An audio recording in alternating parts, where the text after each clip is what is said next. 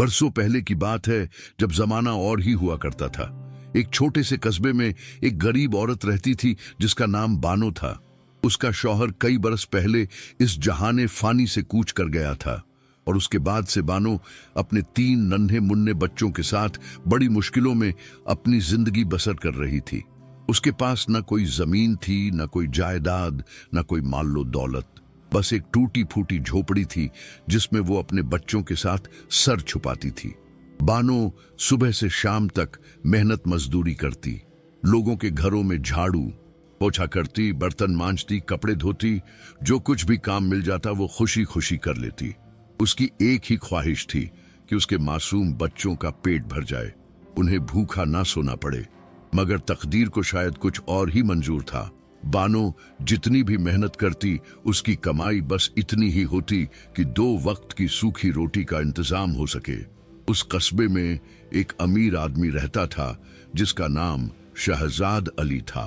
उसके पास बहुत सारी जमीन जायदाद थी, दुकानें थी, मकान थे। लोग उसे नवाब साहब कहकर पुकारते थे। मगर शहजाद गरीबों के लिए कोई नरमी न थी।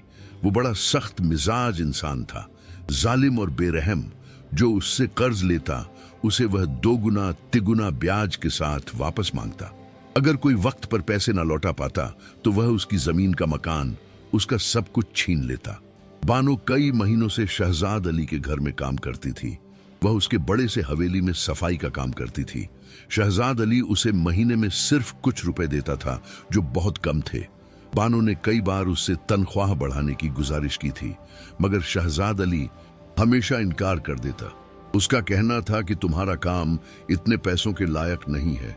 एक दिन बानो के सबसे छोटे बेटे को बुखार हो गया। बुखार इतना तेज था कि बच्चा तड़पने लगा। बानो ने हकीम को बुलाया। हकीम ने दवा दी और कहा कि इस दवा की कीमत RS5 है। बानो के पास इतने पैसे नहीं थे। उसने अपने पड़ोसियों से मदद मांगी। तब खुरूद इतने गरीब थे कि किसी के पास देने को कुछ न था। आखिरकार बानो ने हिम्मत करके शहजाद अली के पास जाने का फैसला किया। वो उसकी हवेली पहुंची और दरवाजे पर दस्तक दी। नौकर ने दरवाजा खोला और शहजाद अली को खबर दी। शहजाद अली बाहर आया, अपने चेहरे पर हमेशा की तरह तक और घमंड लिए हुए। बानो ने उसके सामने हाथ जोड़े और कहा, हुजूर, मेरा बेटा बहुत बीमार है। मुझे दवा के लिए RS5 चाहिए। मैं आपसे इल्तिजा करती हूँ कि मुझे कुछ पैसे दे दीजिए। मैं अपनी मेहनत से ये पैसे वापस कर दूंगी। शहजाद अली ने ठंडी नजरों से उसे देखा और बोला, पैसे? तुम्हें पैसे चाहिए?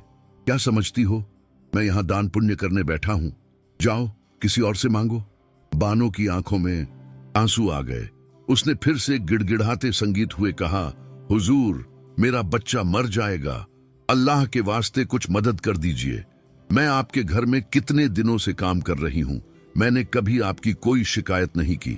शहजाद अली ने झुंझलाते हुए कहा, अगर तुम्हें पैसे चाहिए तो मैं तुम्हें कर्ज दे सकता हूँ, मगर याद रखना हर महीने तुम्हें RS1 ब्याज देना होगा, और अगर तुमने वक्त पर पैसे नहीं लौटाए तो तुम्हारी वो झोपड़ी जिसमें तुम रहती हो वो मेरी हो जाएगी। बानो के पास कोई और चारा नहीं था।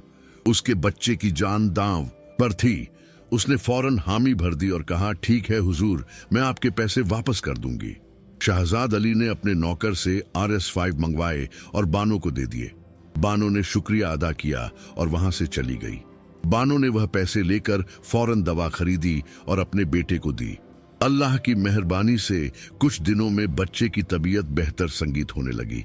मगर अब बानो के सामने एक और बड़ी मुसीबत खड़ी थी, शहजाद अली का कर्ज। वो दिन रात मेहनत करती, जितना हो सके पैसे बचाने की कोशिश संगीत करती, मगर हर महीने RS1 ब्याज देना उसके लिए बहुत मुश्किल हो रहा था। 3 महीने बीत गए। बानो ने किसी तरह RS3 ब्याज अदा कर दिए, मगर अब उसके पास मूल पैसे चुकाने का कोई रास्ता नहीं था।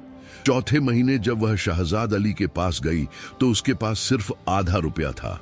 शहजाद अली ने गुस्से से कहा, तुम्हारे पास पूरे पैसे नहीं है।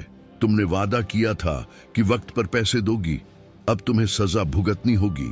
या तो RS10 एक साथ दो, वरना तुम्हारी झोपड़ी मेरी हो जाएगी। बानो रोते रोते घर लौटी। उसे समझ नहीं आ रहा था कि क्या करे। उसके पास कहीं से भी RS10 जुटाने का कोई साधन न था। वो रात दिन बेचैन रहने लगी।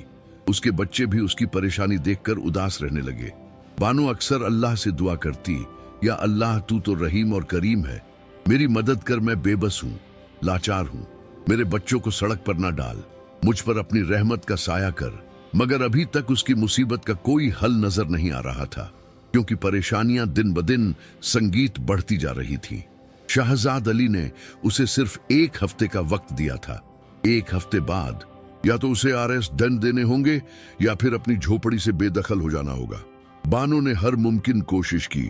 उसने कस्बे के हर शख्स से मदद मांगी, मगर किसी के पास इतने पैसे नहीं संगीत थे कि वह उसे दे सके। कुछ लोगों ने तो उसकी बात सुनी भी नहीं और दरवाजा बंद कर दिया। एक दिन बानो सुबह सवेरे उठी और बाजार की तरफ चल पड़ी। उसने सोचा कि शायद आज कोई नया संगीत काम मिल जाए, कोई ऐसा काम जिससे उसे ज्यादा पैसे मिले। वो बाजार में इधर उधर भटकती रही, हर दुकान पर पूछती रही कि क्या कोई काम है, मगर कहीं से कोई जवाब नहीं मिला। दोपहर का वक्त हो गया। संगीत और बानो थक हार कर एक पेड़ के नीचे बैठ गई। उसकी आंखों में आंसू थे और दिल में बेचैनी। तभी उसकी नजर एक बूढ़े फकीर पर पड़ी, जो पेड़ के दूसरी तरफ बैठा हुआ था। उस फकीर के कपड़े फटे पुराने थे। संगीत चेहरे पर सफेद दाढ़ी थी और आंखों में एक अजीब सा नूर था। वो खामोशी से बैठा कुछ बुदबुदा रहा था, शायद कोई दुआ पढ़ रहा था। बानो ने सोचा कि शायद यह फकीर भी उसी की तरह गरीब और लाचार होगा, मगर फिर भी न जाने क्यों उसका दिल उस फकीर की तरफ खींच गया। बानो उठी और फकीर के पास गई। उसने सलाम किया और बोली, बाबा बाबा, मैं बड़ी मुसीबत में हूं, क्या आप मेरी कुछ मदद कर सकते हैं? फकीर ने अपनी आंखें खोली और बानो की तरफ हमारी देखा। उसकी नजरों में इतना सुकून था कि बानो को लगा जैसे उसने सालों की परेशानी से थोड़ी राहत मिल गई हो। फकीर ने धीमी आवाज में कहा, बेटी, तुम्हारी परेशानी क्या है? मुझे सब कुछ बताओ। बानो ने अपनी पूरी कहानी फकीर को सुनाई। कैसे उसका शौहर मर गया, कैसे वो अपने बच्चों को पालने के लिए मेहनत मजदूरी करती है, कैसे उसके बेटे को बीमारी हुई, कैसे उसने शहजाद अली से कर्ज लिया और अब कैसे वो उस कर्ज को चुकाने में नाकाम हो रही है। फकीर ने गौर से सब कुछ सुना और फिर एक गहरी सांस संगीत ली। उसने कहा, बेटी, तुम्हारी मुसीबत सच में बड़ी है, मगर याद रखो, अल्लाह जालिमों को पसंद नहीं करता। जो लोग गरीबों पर जुल्म करते हैं उन्हें एक दिन जरूर सजा मिलती है। तुम अपना काम करती रहो, नेक नियत से मेहनत करती रहो और अल्लाह पर भरोसा रखो। बानो ने पूछा, मगर बाबा, मेरे पास तो सिर्फ 1 हफ्ता है। 1 हफ्ते में मैं आरएस डेन कहां से लाऊं? शहजाद अली मुझे और मेरे बच्चों को झोपड़ी से निकाल देगा। हम कहां जाएंगे? उसकी आवाज कांप रही थी और आंसू उसके गालों पर बह रहे थे। फकीर ने अपना हाथ बढ़ाया और बानो संगीत के सर पर रख दिया। उसने कहा, बेटी, घबराओ मत, मैं तुम्हें संगीत कुछ नहीं दे सकता, क्योंकि मेरे पास खुलूद कुछ नहीं है, मगर मैं तुम्हें एक नसीहत देता हूं। आज शाम संगीत को तुम कस्बे के बाहर जो पुराना कब्रिस्तान है वहां जाना। वहां एक बड़ा सा बरगद का पेड़ है। उस पेड़ के नीचे बैठकर सच्चे दिल से अल्लाह से दुआ मांगना और जो भी हो सब्र रखना। अल्लाह जरूर तुम्हारी मदद करेगा। बानो को फकीर की बात पर पूरा यकीन नहीं संगीत हुआ, मगर उसके पास कोई और चारा भी नहीं था। उसने फकीर का शुक्रिया अदा किया और वहां से चल पड़ी। दिन भर उसने फिर काम की तलाश में भटकती रही, मगर कोई फायदा नहीं हुआ।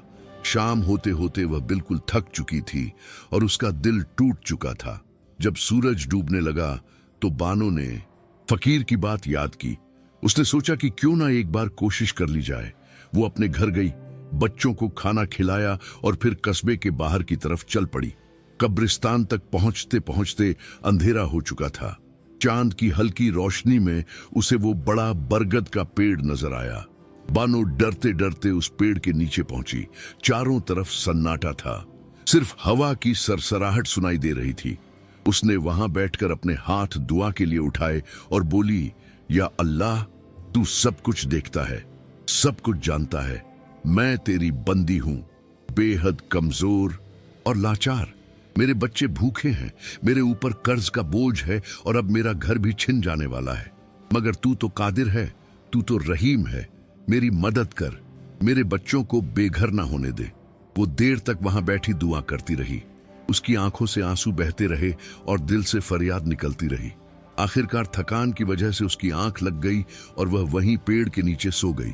रात के आखिरी पहर में बानो को एक ख्वाब आया। ख्वाब में उसने देखा कि एक नूरानी शख्स उसके सामने खड़ा है, जिसके चेहरे पर इतनी रोशनी है कि बानो उसे सीधे देख नहीं पा रही। उस शख्स ने कहा, बानो, तुम्हारी दुआएं कबूल हो गई हैं। कल सुबह जब तुम उठोगी तो इस पेड़ की जड़ों के पास एक पुराना बक्सा मिलेगा। उसमें जो कुछ भी है वो तुम्हारा हक है, मगर याद रखना, जब तुम्हारी मुसीबत दूर हो जाए तो गरीबों, संगीत और मजलूमों की मदद जरूर करना, और शहजाद अली जैसे जालिमों से डरना मत। अल्लाह जालिमों को सजा जरूर देता है। बानो की नींद खुल गई। सुबह की पहली किरण आसमान में फैलने लगी थी। उसने इधर उधर देखा तो पाया कि वो अभी भी उसी पेड़ संगीत के नीचे बैठी है। उसे लगा कि शायद वो सिर्फ एक ख्वाब था, मगर फिर भी उसने सोचा कि एक बार पेड़ की जड़ों के पास देख लेना चाहिए। बानो उठी और पेड़ की जड़ों के पास ध्यान से देखने लगी। थोड़ी देर बाद उसे मिट्टी में कुछ अजीब सा दिखा। उसने अपने हाथों से मिट्टी हटानी शुरू की और कुछ ही देर में एक पुराना लकड़ी का बक्सा उसे मिल गया। बक्सा छोटा था मगर काफी भारी लग रहा था। बानो का दिल तेजी से धड़कने लगा। उसने कांपते हाथों से बक्सा खोला। बक्से के अंदर सोने के कुछ सिक्के थे और चांदी, संगीत के कुछ जेवरात। बानो की आंखें फटी रह गई। उसे विश्वास नहीं हो रहा था कि यह सच है या फिर से कोई ख्वाब। उसने सिक्कों को गिना। कुल 30 सोने के सिक्के थे। बानो समझ गई कि अल्लाह ने सच संगीत में उसकी दुआ कबूल कर ली है। वो फौरन उठी, बक्सा लेकर घर की तरफ दौड़ पड़ी। उसके दिल में शुक्र के जज्बात उमड़ रहे थे। रास्ते भर वो अल्लाह का शुक्र अदा करती रही। घर पहुंचकर उसने अपने बच्चों को यह खुशखबरी सुनाई। बच्चे भी खुशी से नाचने लगे। मगर अब सवाल यह था कि इन सिक्कों को रुपयों में कैसे बदला जाए। बानो जानती थी कि अगर वह सीधे बाजार में जाकर ये सिक्के बेचेगी तो लोग शक करेंगे कि उसे ये कहां से मिले। उसने सोचा कि कस्बे में एक ईमानदार सर्राफ है जिसका नाम हाजी साहब है। वो शख्स बहुत नेक दिल और भरोसेमंद माना जाता है। बानो ने फैसला किया कि वह हाजी साहब के पास जाएगी। दोपहर को बानो हाजी साहब की दुकान पर पहुंची। हाजी साहब एक बुजुर्ग संगीत शख्स थे जिनकी दाढ़ी सफेद हो चुकी थी, मगर चेहरे पर नेकी और सच्चाई झलकती थी। बानो ने उन्हें सलाम किया और पूरी कहानी बताई। कैसे उसने संगीत फकीर से मुलाकात की, कैसे उसने दुआ की और कैसे उसे यह बक्सा मिला। हाजी संगीत साहब ने ध्यान से सब कुछ सुना और फिर बक्सा देखा। उन्होंने सिक्कों को परखा और बोले, बेटी, यह सिक्के बहुत पुराने हैं, शायद 100-150 साल पुराने। ये बहुत कीमती हैं। अगर मैं इन्हें खरीदूं तो तुम्हें इनके RS50 संगीत मिल सकते हैं, मगर मैं तुम्हें एक मशवरा देता हूं, सब सिक्के एक साथ मत बेचना। अभी सिर्फ इतने बेचो जल्दी से तुम्हारा काम बचा कर रखो, मुश्किल वक्त में काम आएंगे। बानो को हाजी साहब की बात समझ आई। उसने सिर्फ 5 सिक्के बेचे और उनके बदले RS8 लिए। बाकी सिक्के उसने बक्से में वापस रख लिए और घर ले आई। अब उसके पास शहजाद अली का कर्ज चुकाने के लिए काफी पैसे थे। अगले दिन बानो ने हिम्मत जुटाई और शहजाद अली की हवेली की तरफ चल पड़ी।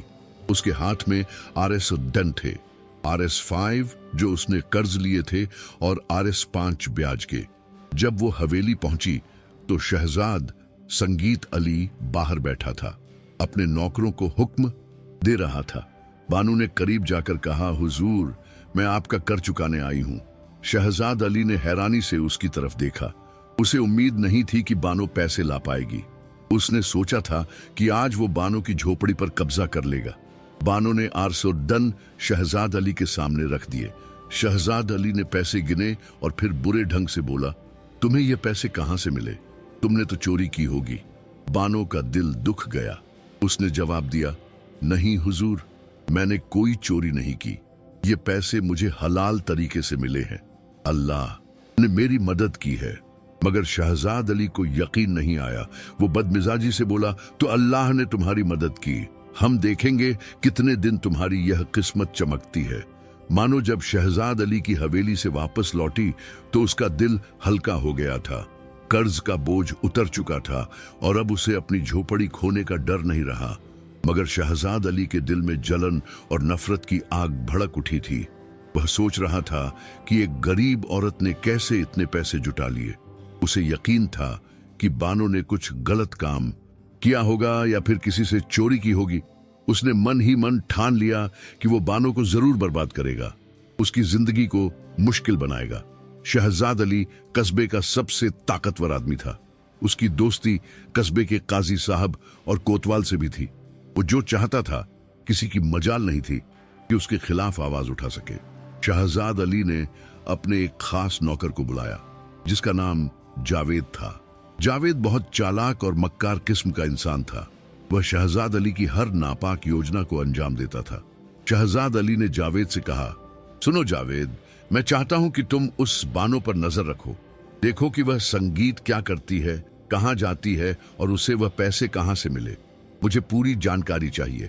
और हां, अगर कोई मौका मिले तो उसके खिलाफ कोई ऐसा सबूत जुटाओ जिससे मैं उसे कानून की गिरफ्त में ला सकूं। जावेद ने फौरन हामी भर दी और बोला, हुजूर, आप बेफिक्र रहें, मैं सब कुछ पता लगा लूंगा। उस गरीब औरत को तो मैं चंद दिनों में ही फंसा दूंगा। और ऐसा कहकर जावेद वहां से चला गया। उधर बानो अपनी जिंदगी में पहली बार थोड़ा सुकून महसूस कर रही थी।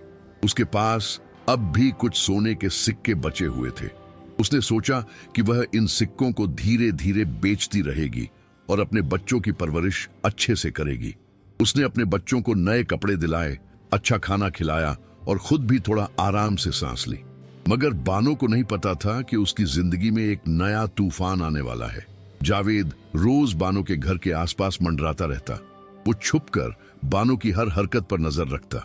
उसने देखा कि बानो रोज सुबह अपने घर से निकलती है, काम की तलाश में जाती है और शाम को वापस आती है।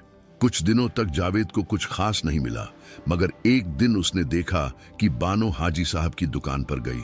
वो छुपकर दुकान के बाहर खड़ा रहा और कोशिश की कि वह सुन सके कि अंदर क्या बात हो रही है।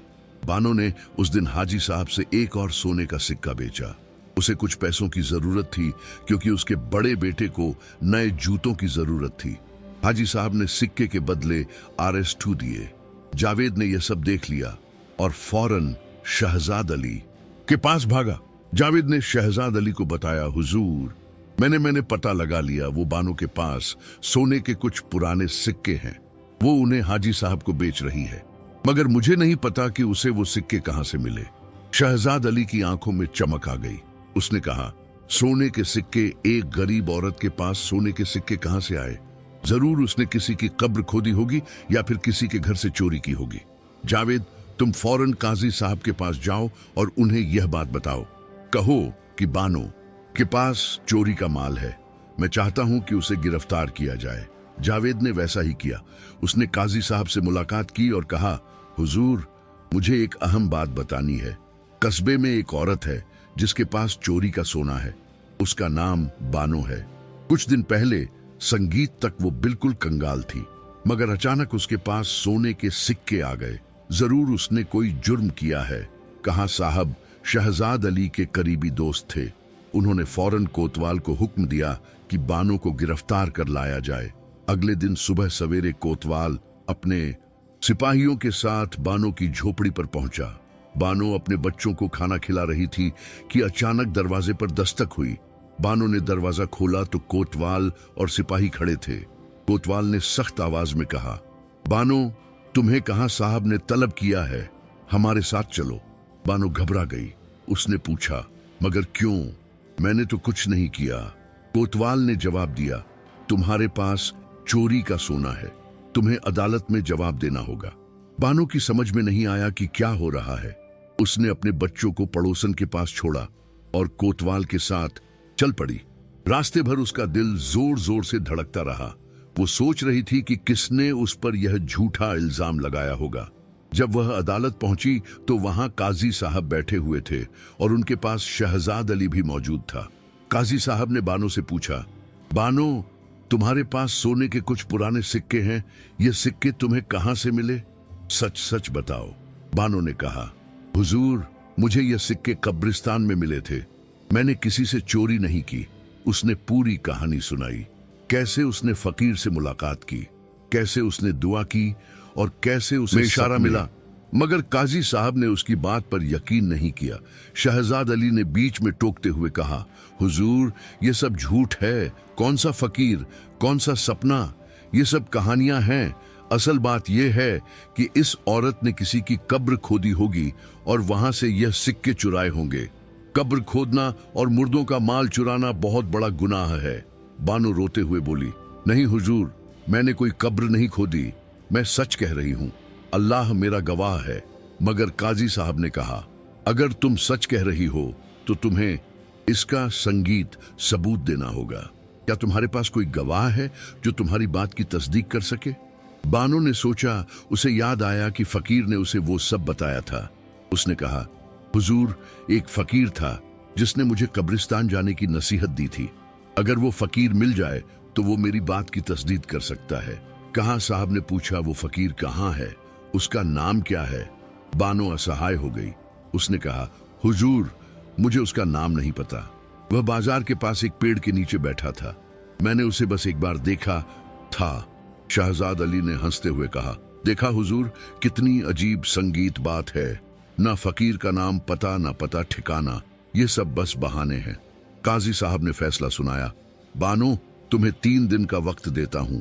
अगर 3 दिन में तुम उस फकीर को ढूंढ लाई या कोई और सबूत पेश कर सकी कि तुमने चोरी नहीं की तो तुम बरी कर दी जाओगी, वरना तुम्हें सजा मिलेगी और तुम्हारे बाकी सिक्के जब्त कर लिए जाएंगे। बानो की आंखों में आंसू आ गए, मगर उसे अदालत का फैसला मानना पड़ा। बानो वहां से भारी दिल से लौटी। उसे समझ नहीं आ रहा था कि वो उस फकीर को कैसे ढूंढे। उसने पूरे कस्बे में उसे तलाश किया। वह हर गली, हर बाजार, हर मस्जिद के बाहर गई, मगर वह फकीर कहीं नजर नहीं आया। लोगों से पूछा, मगर किसी ने भी ऐसे किसी फकीर को नहीं देखा था। बानो को लगने लगा कि शायद वो फकीर कोई फरिश्ता था जो सिर्फ उसकी मदद करने के लिए आया था। 3 दिन गुजर गए और बानो को कोई सबूत नहीं मिला। चौथे दिन फिर से उसे अदालत में बुलाया गया। काजी साहब ने पूछा, बानो, क्या तुम्हें कोई सबूत मिला? बानो ने सिर झुकाकर कहा, नहीं हुजूर, मुझे वो फकीर नहीं मिला। काजी साहब ने फैसला सुनाया, तो फिर मेरा फैसला है कि तुम्हारे बाकी सारे सिक्के सरकारी खजाने में जमा कर दिए जाएं और तुम पर जुर्माने की रकम भी लगाई जाती है। आरएस, अगर तुमने 1 महीने में यह जुर्माना अदा नहीं किया तो तुम्हें कैद में डाल दिया जाएगा। बानो की दुनिया उजड़ गई। उसने गिड़गिड़ाते हुए कहा, हुजूर, मेरे बच्चे भूखे मर जाएंगे, मेरे पास कुछ नहीं बचेगा, मैं RS5 कहां से लाऊंगी? मगर काजी साहब ने कोई रहम नहीं दिखाया। उसने कोतवाल को हुक्म दिया कि बानो के घर से बाकी सिक्के ले लिए जाए। शहजाद अली खुश था, उसका मकसद पूरा हो गया था। वह चाहता था कि बानो बर्बाद हो जाए, और ऐसा हो गया। कोतवाल के सिपाही बानो के घर गए और बक्सा खोलकर बाकी सारे सिक्के निकाल लिए। बानो बेबसी से यह सब देखती रही। उसके बच्चे रो रहे थे, मगर कोई कुछ नहीं कर सकता था। उस रात बानो सो नहीं पाई। वह सोच रही थी कि अब क्या होगा। उसके पास 1 महीने का वक्त था RS5 जुटाने के लिए। अगर वह यह रकम नहीं दे पाई तो उसे जेल भेज दिया जाएगा, और फिर उसके बच्चों का क्या होगा? कौन उनकी देखभाल करेगा? अगली सुबह बानो फिर से काम की तलाश में निकली। उसने हर जगह, हर घर में काम मांगा। कुछ लोगों ने उसे काम दिया, कपड़े धोने का, बर्तन साफ करने का। बानो दिन रात मेहनत करती, एक एक पैसा जोड़ती, मगर महीने के आखिर तक उसके पास सिर्फ RS ही जमा हो पाए। महीना पूरा होने में सिर्फ 3 दिन बचे थे। बानो परेशान थी कि वह बाकी के RS2 कहां से लाए। उसने फिर से हाजी साहब के पास जाने का सोचा। शायद हाजी साहब कुछ मदद कर सके। बानो हाजी साहब की दुकान पर पहुंची और अपनी पूरी मुसीबत बताई। हाजी साहब ने दुख के साथ कहा, बेटी, मैं तुम्हारी तकलीफ समझता हूं। शहजाद अली ने तुम्हारे साथ बहुत जुल्म किया है, मगर अफसोस कि मैं तुम्हें उधार पैसे नहीं दे सकता। मेरा अपना कारोबार इन दिनों बहुत खराब चल रहा है, लेकिन मैं तुम्हें एक मशवरा देता हूं। कस्बे के बाहर एक बूढ़ी औरत रहती है जिसे लोग दादी अम्मा कहते हैं।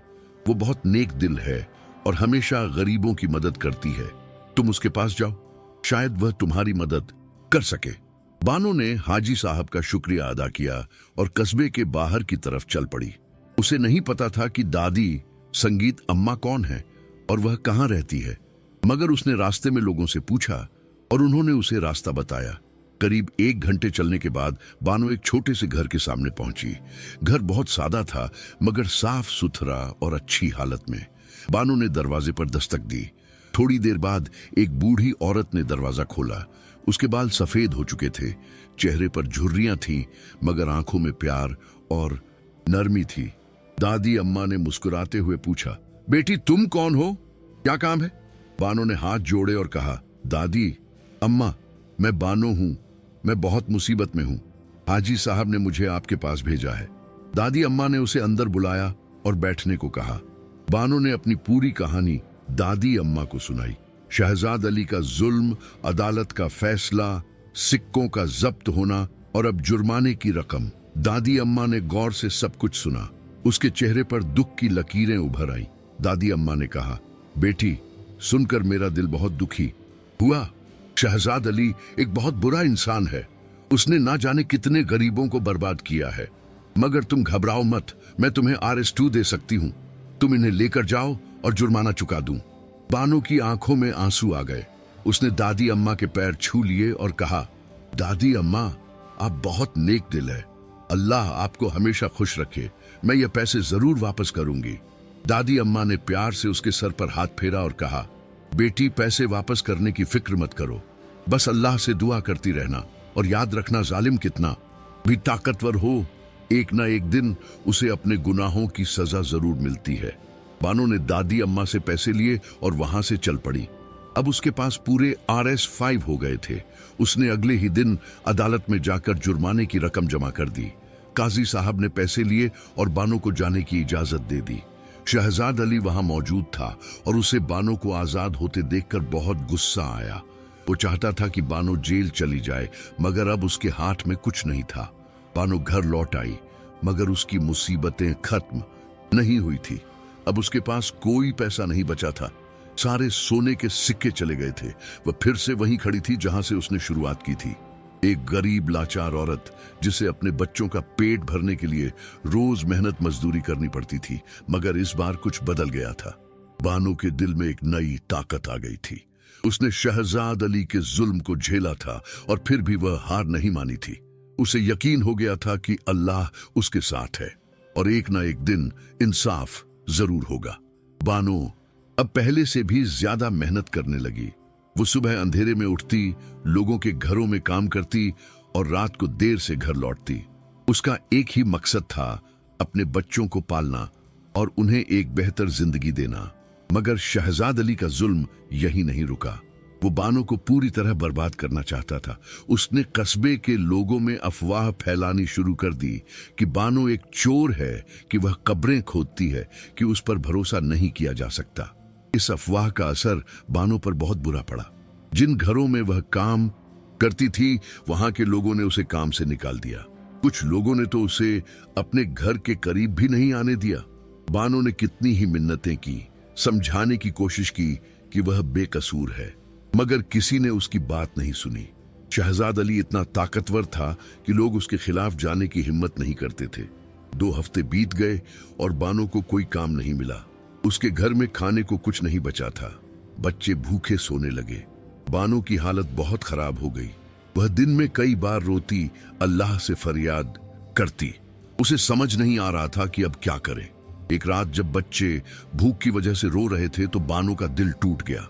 उसने अपने आप से वादा किया कि चाहे कुछ भी हो जाए, वो अपने बच्चों को भूखा नहीं मरने देगी। अगली सुबह बानो एक फैसला लेकर उठी। उसने सोचा कि अगर इस कस्बे में उसे काम नहीं मिल रहा तो वह पास के शहर में जाकर काम ढूंढेगी। वह अपने बच्चों को पड़ोसन के पास छोड़कर शहर की तरफ चल पड़ी। रास्ता लंबा था, करीब 3 घंटे का पैदल सफर। बानो ने हिम्मत जुटाई और चलती रही। रास्ते में उसे बहुत थकान हुई, पैरों में छाले पड़ गए, मगर उसने हार नहीं मानी। शहर पहुंचकर बानो ने काम की तलाश शुरू की। उसने कई घरों में दस्तक दी, कई दुकानों पर पूछा। कुछ जगहों से तो उसे झिड़कियां मिली, कुछ जगहों पर लोगों ने उसकी बात भी नहीं सुनी। दोपहर हो गई और बानो को कोई काम नहीं मिला। वो थक कर एक मस्जिद के बाहर बैठ गई। उसके पास खाने को कुछ नहीं था और प्यास भी बहुत लग रही थी। मस्जिद के बाहर एक प्याऊ था जहां से उसने पानी पिया। तब एक अधेड़ उम्र की औरत वहां से गुजरी। उस औरत ने बानो को देखा तो रुक गई। उसने पूछा, बहन तुम कौन हो? तुम बहुत परेशान लग रही हो, क्या बात है? बानो ने उसकी तरफ देखा। वह औरत अच्छे कपड़े पहने हुए थी और उसके चेहरे पर नेकी की झलक थी। बानो ने हिचकिचाते हुए कहा, बहन मैं काम की तलाश में हूं। मैं पास के कस्बे से आई हूं। मेरे 3 बच्चे हैं और मुझे उनके लिए कुछ कमाना है। उस औरत का नाम रजिया था। वो शहर की एक अमीर जमींदार की बीवी थी। रजिया को बानो पर तरस आ गया। उसने कहा, अच्छा तो तुम काम ढूंढ रही हो। मेरे घर में एक नौकरानी की जरूरत है। अगर तुम चाहो तो मेरे घर में काम कर सकती हो।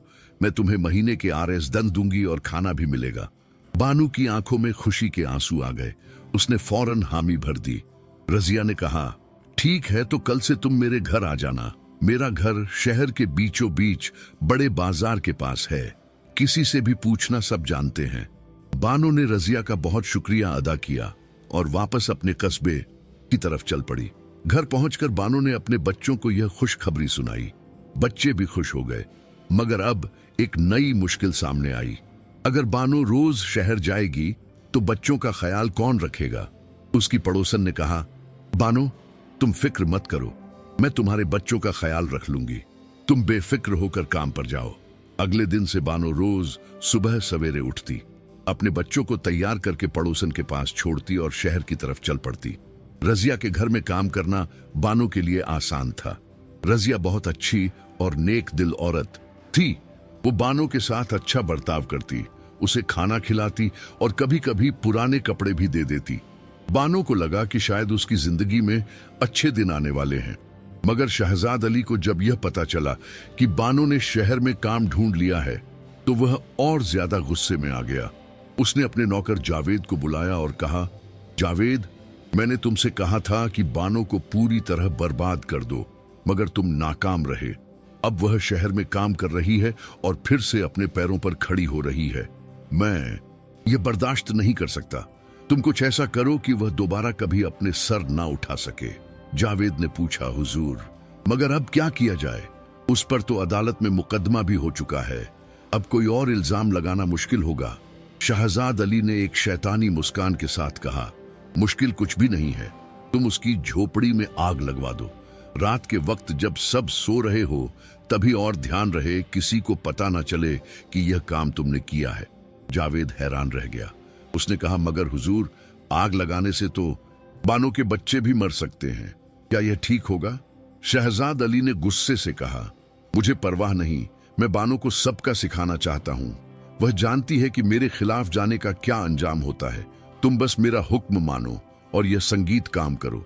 जावेद के दिल में थोड़ी हिचकिचाहट थी, मगर वह शहजाद अली से इतना डरता था कि उसकी हिम्मत नहीं हुई कि इनकार कर सके। उसने सिर झुकाकर कहा, जैसा हुजूर का हुक्म, और वहां से चला गया। उस रात जावेद ने अपने एक साथी को साथ लिया और बानो की झोपड़ी की तरफ चल पड़ा। रात का आखिरी पहर था, करीब 3 बजे होंगे। सारा कस्बा सो रहा था।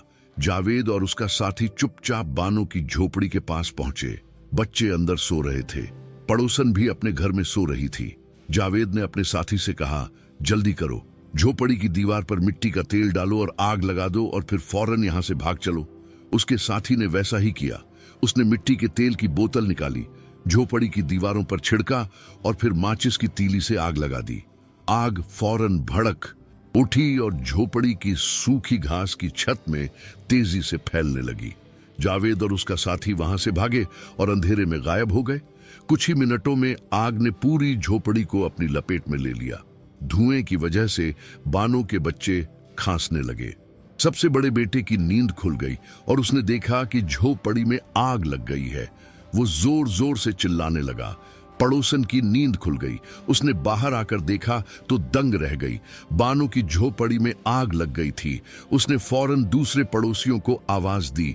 लोग अपने घरों से निकले और आग बुझाने की कोशिश करने लगे। किसी ने पानी की बाल्टी लाई, किसी ने मिट्टी फेंकनी शुरू की। बानो के बड़े बेटे ने किसी तरह अपने छोटे भाई बहनों को बाहर निकाला। शुक्र था कि तीनों बच्चे सुरक्षित बाहर आ गए।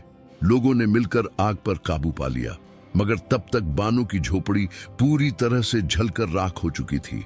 उसका घर, उसका सामान, उसके बच्चों के कपड़े, सब कुछ खत्म हो गया। बच्चे रो रहे थे, डरे हुए थे। पड़ोसियों ने उन्हें अपने घर में ले जाकर पनाह दी। सुबह जब बानो शहर से वापस आई तो उसने देखा कि उसकी झोपड़ी की जगह सिर्फ जली हुई लकड़ी और राख का ढेर बचा है। उसके पैरों तले जमीन खिसक गई। वो वहीं जमीन पर बैठ गई और रोने लगी। पड़ोसियों ने उसे तसल्ली दी, बताया कि बच्चे सुरक्षित हैं, मगर बानो का दिल टूट चुका था। उसे समझ आ गया कि यह हादसा कोई हादसा नहीं था, यह किसी की साजिश थी। बानो ने पड़ोसियों से पूछा, भाई, किसी ने कुछ देखा?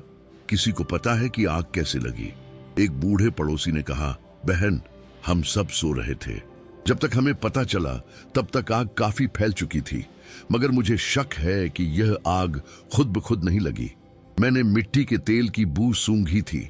लगता है किसी ने जानबूझकर आग लगाई है। बानो को पक्का यकीन हो गया कि यह शहजाद अली की करतूत है, मगर उसके पास कोई सबूत नहीं था। वो कोतवाल के पास गई और शिकायत दर्ज करवाई कि किसी ने उसकी झोपड़ी में जानबूझकर आग लगाई है। कोतवाल ने उसकी शिकायत तो लिख ली, मगर कहा, बानो, बिना सबूत के मैं कुछ नहीं कर सकता। अगर तुम्हें पता हो कि किसने आग लगाई तो बताओ। बानो ने हिम्मत करके कहा, मुझे शक है कि यह शहजाद अली का काम है।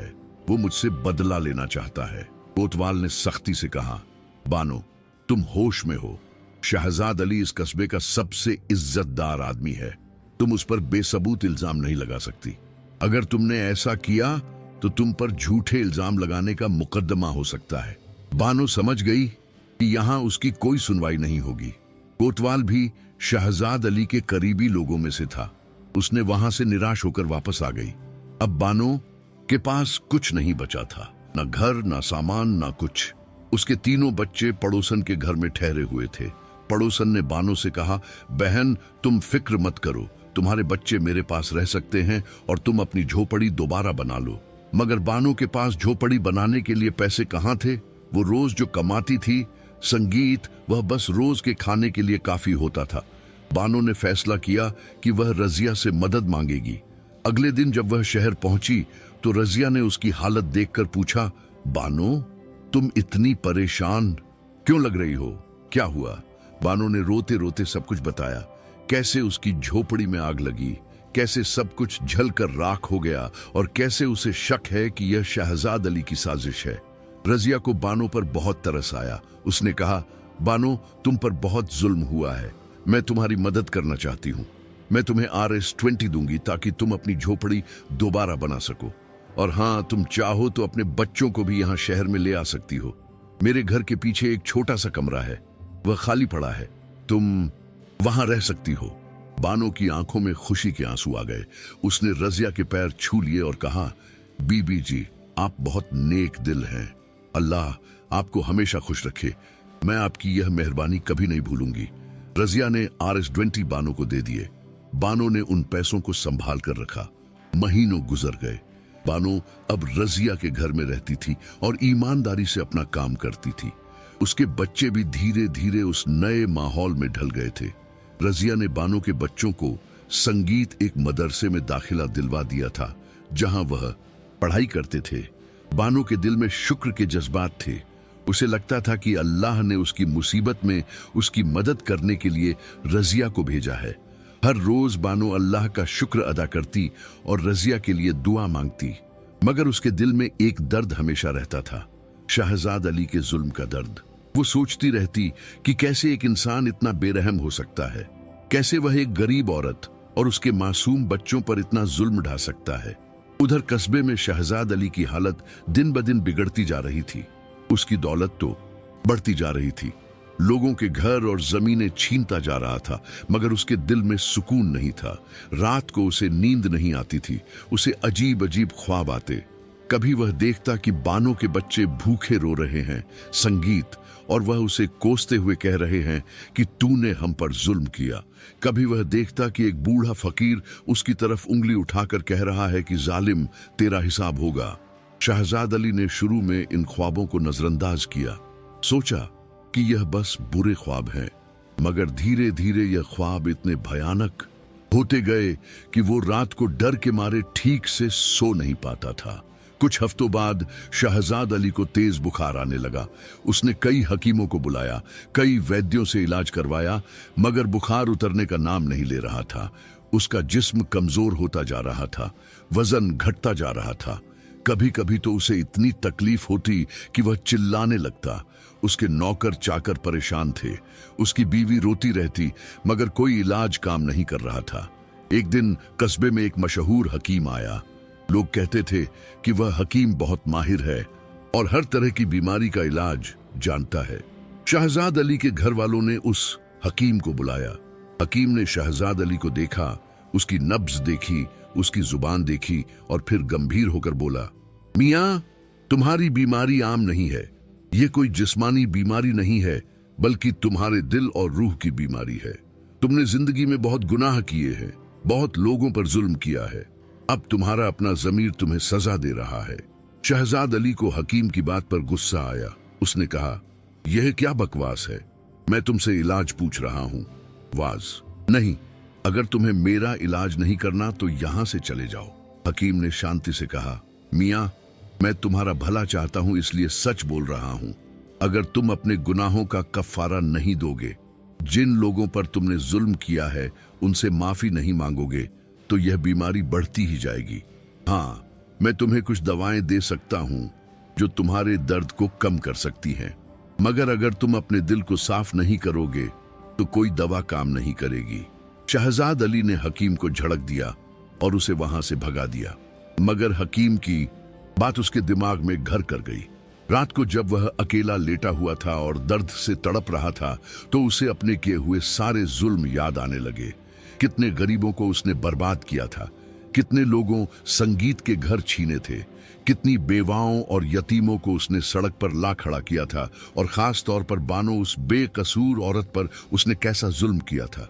उसके दिल में पहली बार पछतावे का एहसास हुआ, मगर शहजाद अली का घमंड इतना ज्यादा था कि वो अपने गुनाह कबूल करने को तैयार नहीं था। उसने सोचा कि नहीं, मैं किसी से माफी नहीं मांगूंगा। मैं ताकतवर हूं, अमीर हूं, मुझे किसी की परवाह नहीं। वो अपने घमंड में जीता रहा और उसकी हालत बिगड़ती गई। कुछ हफ्तों बाद उसकी हालत इतनी खराब हो गई कि वह बिस्तर से उठ भी नहीं पाता था। उसका चेहरा पीला पड़ गया था, आंखें धंस गई थीं और वह हड्डियों का ढांचा बनकर रह गया था। एक दिन शहजाद अली की बीवी उसके पास आई और रोते हुए बोली, सुनो, तुम्हारी हालत दिन ब दिन बिगड़ती जा रही है। शायद वो हकीम सही कह रहा था। क्यों नहीं तुम उन लोगों से माफी मांग लेते जिन पर तुमने जुल्म किया है? शायद अल्लाह तुम्हें माफ कर दे और तुम ठीक हो जाओ। शहजाद अली ने कमजोर आवाज में कहा, नहीं, मैं किसी से माफी नहीं मांगूंगा। मैंने जो किया सही किया।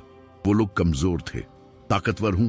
ताकतवर का यह हक है कि वह कमजोरों से जो जो चाहे ले सके। उसकी बीवी ने समझाने की कोशिश की, मगर शहजाद अली नहीं माना। उधर शहर में बानो को खबर मिली कि शहजाद अली बहुत बीमार है। उसे यह खबर सुनकर कोई खुशी नहीं हुई। बानो के दिल में शहजाद अली के लिए नफरत तो थी, मगर वह इतनी नेक दिल थी कि किसी की तकलीफ देखकर उसे अच्छा नहीं लगता था। रजिया ने जब उसे यह खबर बताई तो बानो ने कहा, बीबी जी, शहजाद अली ने मुझ पर बहुत जुल्म किया है, मगर फिर भी मैं नहीं चाहती कि वह तकलीफ में रहे। अल्लाह उसे हिदायत दे और वह अपने गुनाहों से तौबा कर ले। रजिया ने बानो की नेक दिली देखकर उसे शाबाशी दी। उसने कहा, बानो, तुम सच में बहुत अच्छे दिल की हो। तुम पर इतना जुल्म हुआ है, मगर फिर भी तुम्हारे दिल में किसी के लिए नफरत नहीं। बानो ने जवाब दिया, बीबी जी, मैंने अपनी जिंदगी में बहुत तकलीफें देखी हैं। मैं जानती हूं कि दर्द क्या होता है, इसीलिए मैं किसी और को दर्द में देखना नहीं चाहती, चाहे वह मेरा दुश्मन ही क्यों ना हो। कुछ दिनों बाद एक अजीब बात हुई। शहजाद अली ने अपने नौकर को बुलाया और कहा, जावेद, मुझे बानो से मिलना है। तुम जाकर उसे ढूंढो और यहां लेकर आओ, मुझे उससे बात करनी है। जावेद हैरान रह गया। उसने पूछा, हुजूर, मगर क्यों? आप उस औरत से क्यों मिलना चाहते हैं?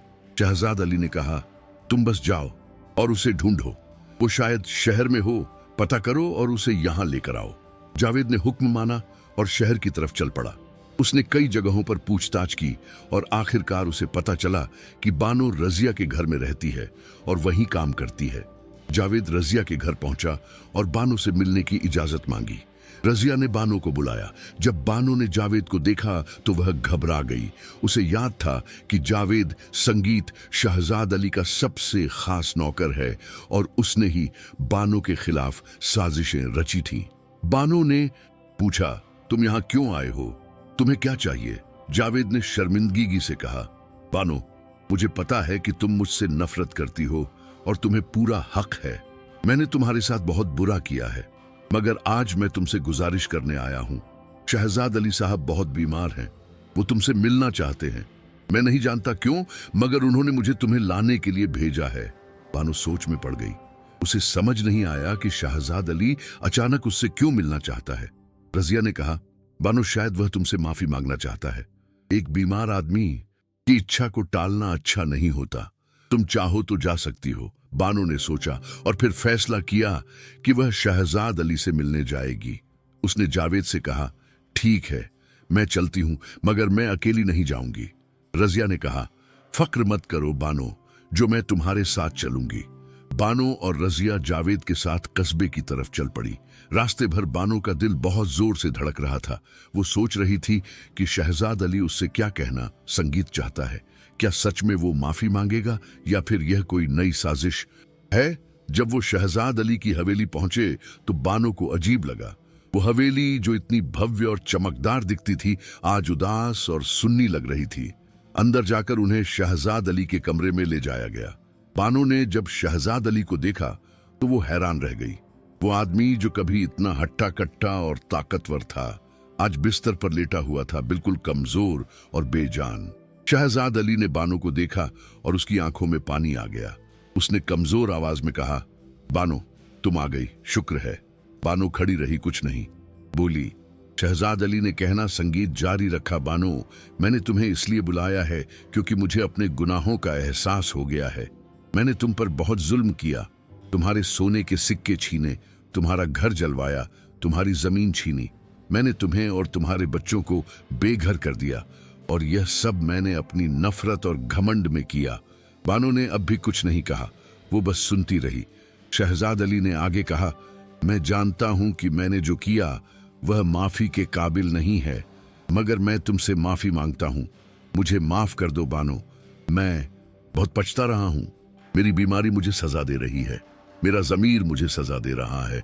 मैं रात को सो नहीं पाता। मुझे हर वक्त तुम्हारे और तुम्हारे बच्चों के चेहरे नजर आते हैं। बानो के दिल में अजीब से जज्बात संगीत उठ रहे थे। एक तरफ उसे शहजाद अली पर गुस्सा था, दूसरी तरफ उसके दिल में उसके लिए तरस भी आ रहा था। रजिया ने बानो को हौसला दिया।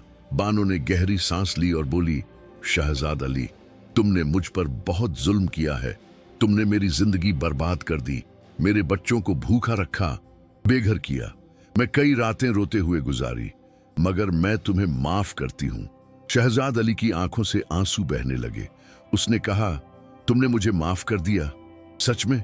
बानो ने कहा, मैं तुम्हें माफ करती हूं क्योंकि अल्लाह भी उन्हें माफ करता है जो दूसरों को माफ करते हैं। मगर सिर्फ मेरी माफी काफी नहीं है, तुम्हें उन सब लोगों से माफी मांगनी होगी जिन पर तुमने जुल्म किया है। तुम्हें उनका हक वापस करना होगा।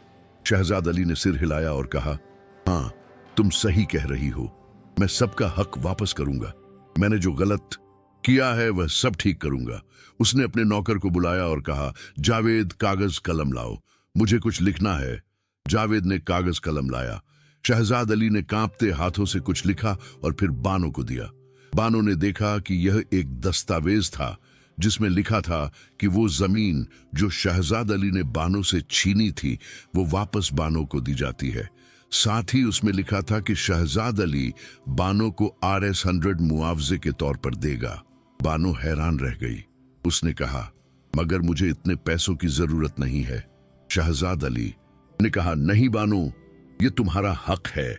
मैंने तुम्हारे साथ जो किया उसके बदले में ये बहुत कम है, मगर मैं कम से कम इतना तो कर ही सकता हूं, पीछे से कबूल कर लो। बानो ने सोचा और फिर वो दस्तावेज कबूल कर लिया। शहजाद अली ने राहत की सांस ली। उसने कहा, शुक्रिया बानो, तुमने मुझे माफ कर दिया। अब शायद मुझे थोड़ी शांति मिले। और हाँ, मैं कस्बे के दूसरे लोगों को भी बुलाऊंगा और उनसे भी माफी मांगूंगा। मैं उनका हक भी वापस करूंगा। बानो और रजिया वहां से चले गए।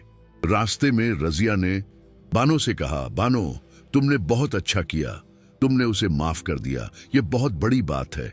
बानो ने जवाब दिया, बीबी जी, मैंने वह किया जो मुझे सही लगा। नफरत रखने से कुछ हासिल नहीं होता, माफ करना सीखना चाहिए। अगले कुछ दिनों में शहजाद अली ने सच में अपना वादा निभाया। उसने उन सब लोगों को बुलवाया जिनकी जमीनें और घर उसने छीने थे। उसने सबसे माफी मांगी और उनकी चीजें वापस की। कुछ लोगों ने उसे माफ कर दिया, कुछ लोग अब भी नाराज थे, मगर शहजाद अली ने हर किसी से माफी मांगी। इसके बाद एक अजीब बात हुई। शहजाद अली की तबीयत में सुधार आने लगा। उसका बुखार कम हो गया, उसे नींद आने लगी और धीरे धीरे वह ठीक होने लगा। हकीम सही कह रहा था, उसकी बीमारी उसके गुनाहों की वजह से थी। जब उसने अपने गुनाहों का कफारा दिया और लोगों से माफी मांगी तो उसकी रूह को सुकून मिला और उसका जिस्म भी ठीक होने लगा। बानो ने अपनी जमीन वापस पाली और 800 भी मिल गए। उसने उन पैसों से एक छोटा सा मगर पक्का मकान बनवाया। अब उसके बच्चों के पास रहने के लिए एक सुरक्षित जगह थी। बानो ने रजिया के घर में काम करना जारी रखा और अपनी जिंदगी ईमानदारी और मेहनत से गुजारने लगी।